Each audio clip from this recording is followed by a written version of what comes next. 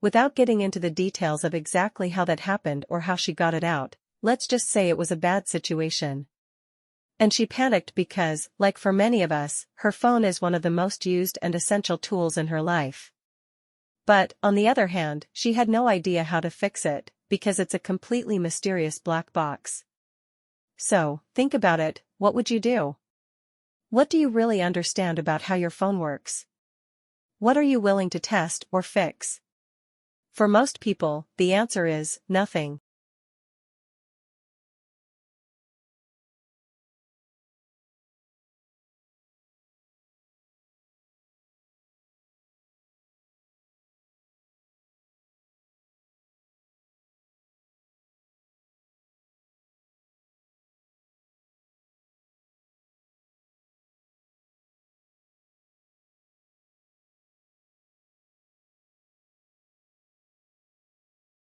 There are some 250 million cars in America, 250 million cars in the country with just over 300 million people. And most of those vehicles, of course, are gas-powered. This poses a huge challenge given the limited supplies of oil and the growing urgency of the global warming crisis. But there is good news, according to our guests today. And that is we have the know-how and the technology to build sleek, fast automobiles that don't use gasoline. These vehicles of tomorrow are powered by hydrogen, electricity, biofuels, and digital technology. And they already exist, so what's stopping us from putting them on the roads? Our guests today will help answer that.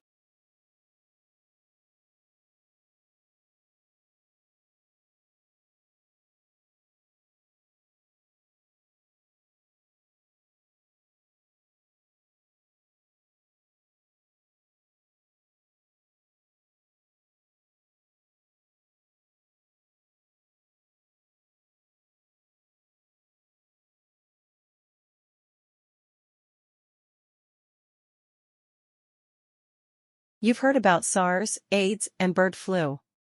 Now researchers from Australia claim we're about to be hit by a new epidemic, motivational deficiency disorder. According to the British Medical Journal, 1 in 5 people are said to suffer from motivational deficiency disorder, or MODD, and most don't even know they have it.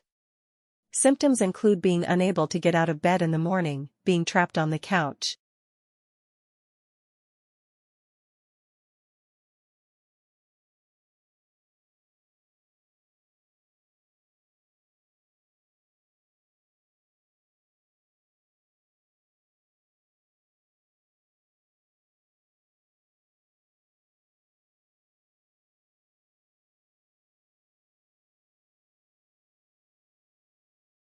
Obviously, this is all relevant to your final assignment. So we're going to talk about it.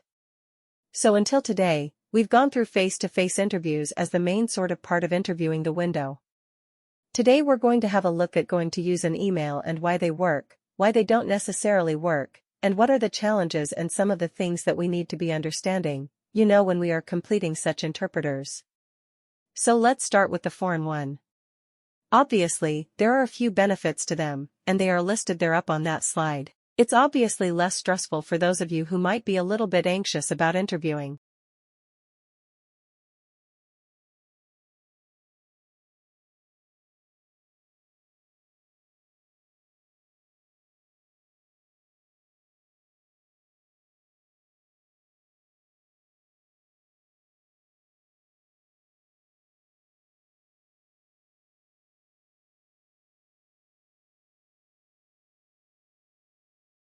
Dams are huge man-made structures that act as barriers on a river. Today, the main reason people build dams is to produce electricity. They are also built to restrict and control the flow of water in a river. Throughout history, dams have been used to prevent flooding and to irrigate farmland. Dams supply about 1/6 of the world's electricity, and they significantly reduce the risk of floods and droughts. They also make water easier to access, especially in desert-like areas, where water is in low supply. There are, however, some negative effects of damming rivers. Many people's homes are knocked down to make space for the dam, and flooding can occur in the reservoir, which is the area behind the dam where water collects. This can cause valuable farmland to become submerged under the lakes.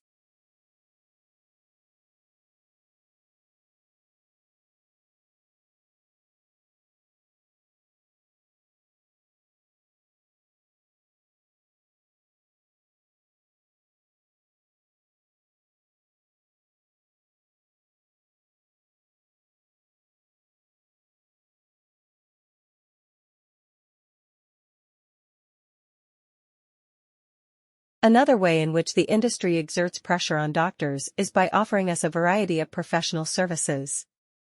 In one of these services, widely advertised to GPs, a company representative shows the practice manager how to use a company disk to trawl through the practice database identifying patients with problems which might be treatable with the company's products.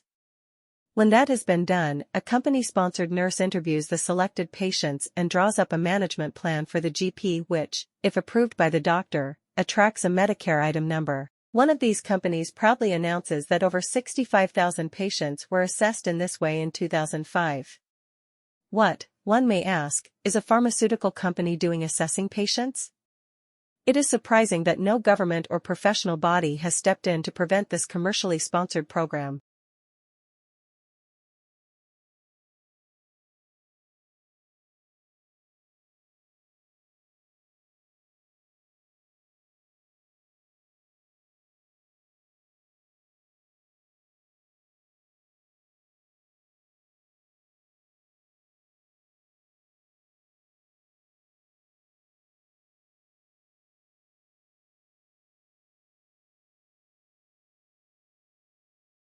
It is about 100 years since that great Canadian-born physician Sir William Osler, Regius Professor of Medicine in Oxford, complained about the increasing influence of the pharmaceutical industry on the medical profession. He would be turning in his grave at the way the industry now dominates doctors' prescribing habits. It does this not only by direct and indirect pressure on the doctors themselves, but also by encouraging the public to ask for scripts.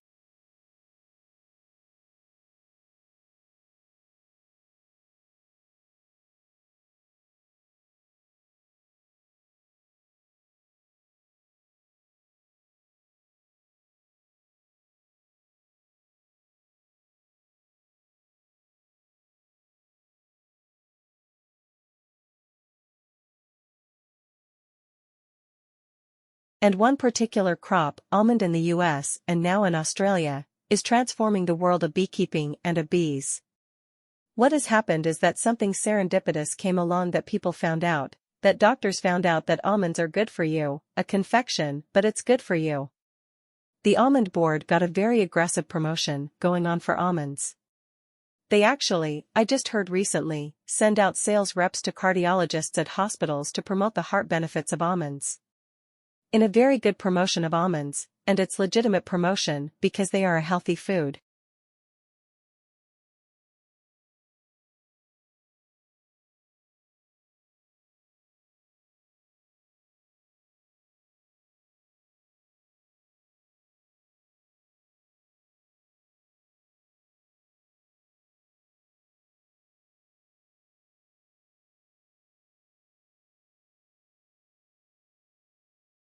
Green chemistry is a concept designed to develop technologies which allow chemistry to be practiced with minimal damage to the environment or in an environmentally compatible way. And it's meant to cover both chemical processes and chemical products. The center, if you would, set up about 7 or 8 years ago, and the idea was to provide a hub of activities that covered fundamental research work, industrial collaboration, but also educational developments. So we work with schools and on public projects as well, and also networking. So we network out to well over 1,000 people around the globe.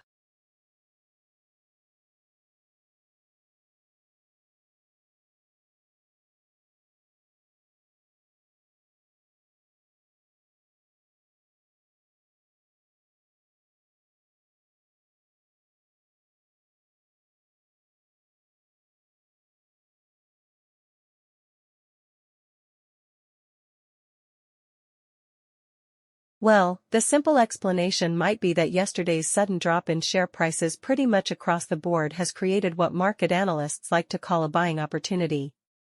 It tends to bring out investors to pick through the ruins, looking for bargains. Decision by investors that sellers got a little carried away with things, so the buyers have lifted all the major indexes today. The Dow, the Nasdaq, the S&P 500 were all up around 0.5% in early trading today, and that wasn't a big surprise. The sell-off continued somewhat. Overseas European markets remain fairly weak, along with many of the Asian markets. But you'll remember that all this started with a big plunge of around 9% on the stock market in Shanghai. Well, Chinese rebounded by around 4%.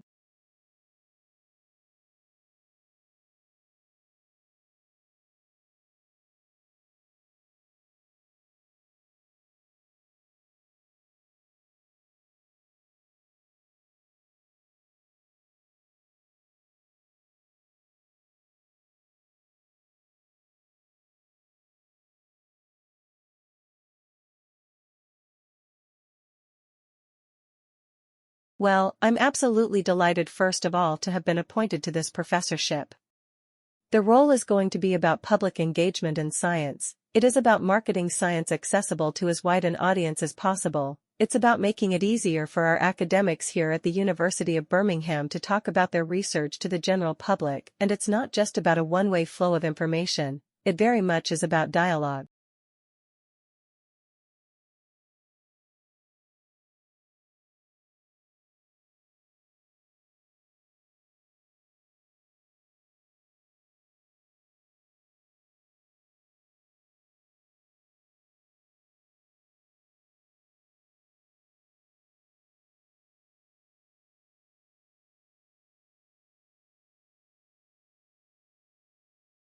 My current research at the moment is really quite broad.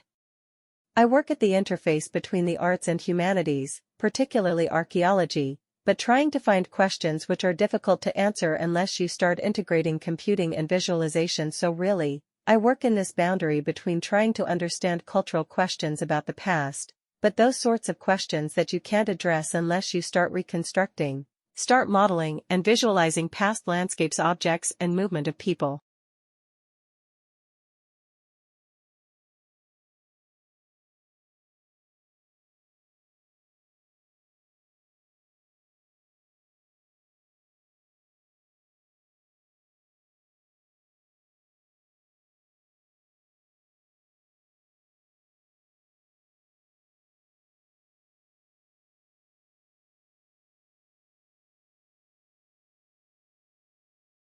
Rebuilding carbon-rich agriculture soils is the only real productive, permanent solution to taking excess carbon dioxide from the atmosphere.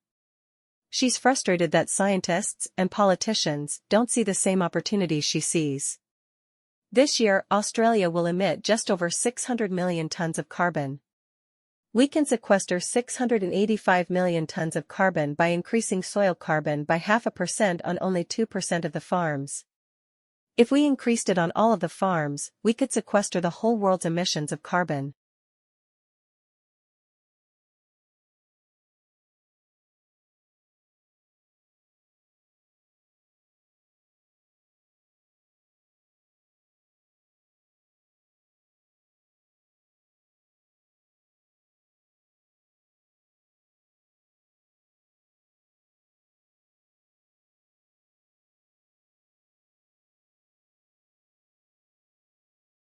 These two paintings, both called sunflowers, are generally accepted as the finest of several depictions of the thick-stemmed, nodding blooms that Van Gogh made in 1888 and 1889 during his time in Als.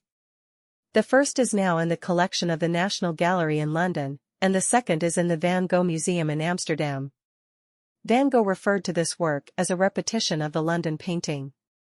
But art historians and curators have long been curious to know how different this repetition is from the first. Should it be considered a copy, an independent artwork, or something in between? An extensive research project conducted over the past 3 years by conservation experts at both the National Gallery and the Van Gogh Museum has concluded that the second painting was not intended as an exact copy of the original example, said Ella Hendricks, a professor of conservation and restoration at the University of Amsterdam, who was the lead researcher on the project.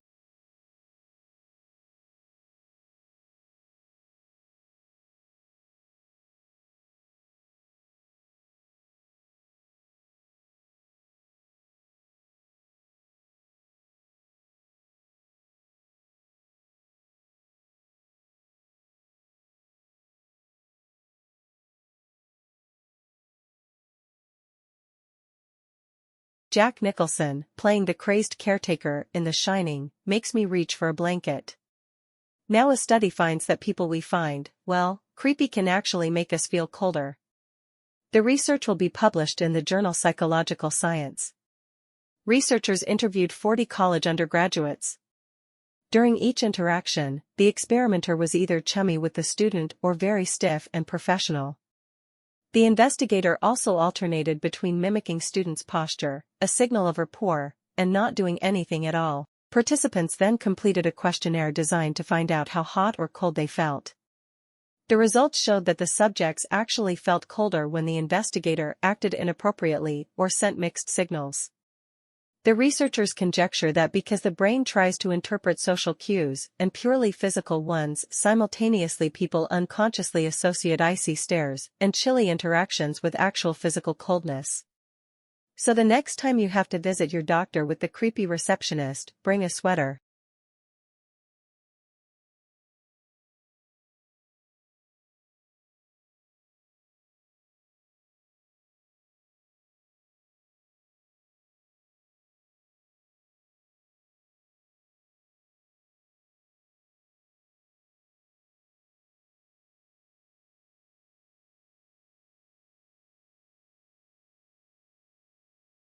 An economist sees the world basically through a typical microeconomic toolkit. That involves things like thinking at the margin, rationality, opportunity cost, trade-offs.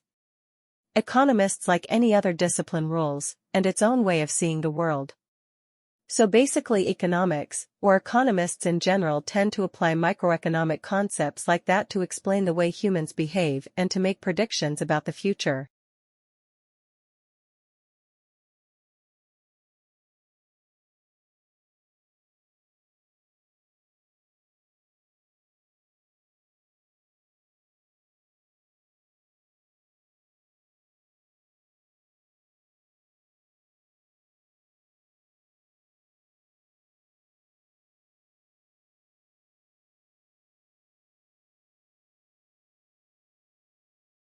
Finally, we take a look at how to mix and unmix liquids at the flick of a switch.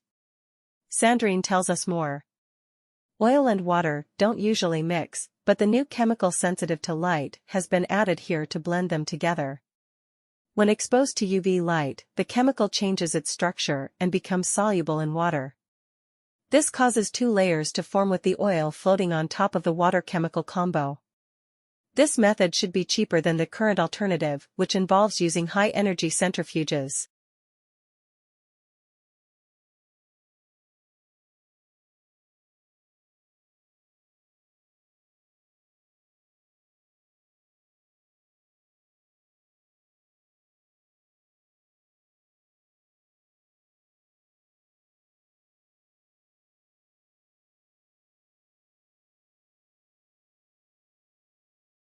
What is nanotechnology? Well, a report that was put together by a combination of the Royal Society and the Royal Academy of Engineering that came out last summer, identifies two topics. Nanoscience is the study of phenomena and the manipulation of materials at atomic, molecular, and macromolecular scales, where properties differ significantly from those at a larger scale. Nanotechnologies are the design, characterization, production, and application of structures, devices, and systems by controlling shape and size at the nanometer scale. So I'll talk a little bit more in a moment about what a nanometer is, but loosely speaking, people think of nanotechnologies as being a sort of 100 nanometers or less.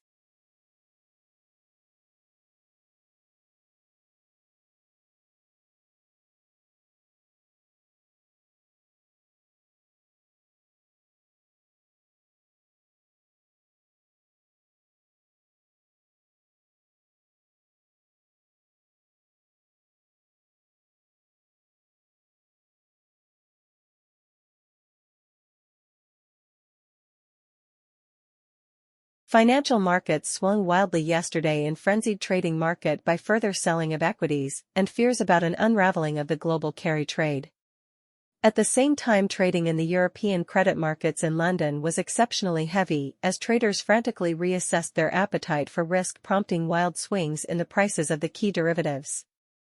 It was the third day of frenetic activity in the European credit markets, suggesting that equity market swings were prompting a wider repositioning of investors in a host of asset classes.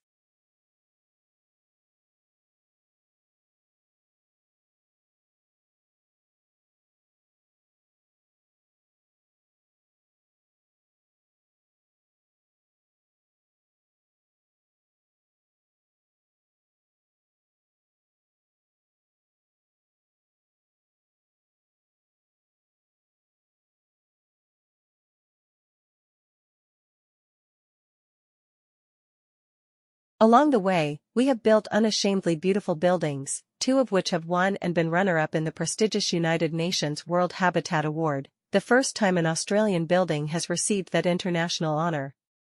We rely on older concepts of Australian architecture that are heavily influenced by the bush. All residents have private verandas which allow them to socialise outdoors and also create some defensible space between their bedrooms and public areas.